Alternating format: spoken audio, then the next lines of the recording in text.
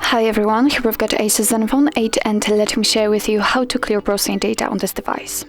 So first of all, we have to open the browser. In my case it will be Google Chrome, and now let's tap on this three dots icon in the right upper corner. Now let's tap on the history, and as you can see here we've got actually the list of previously visited websites.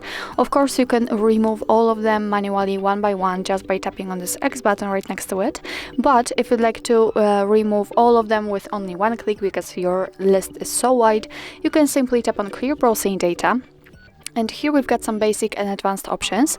In basics, we've got browsing history, cookies and site data, and cached images and files. And in advanced, we've got also saved passwords, autofill from data, and site settings. So if you want to remove something, just make sure that it will be marked. I will remove everything.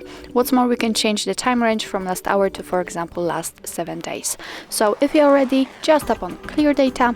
And as you can see, the history is empty, so it means that we successfully removed actually everything, starting from the list of previously visited websites through the autofill from data and ending on saved passwords.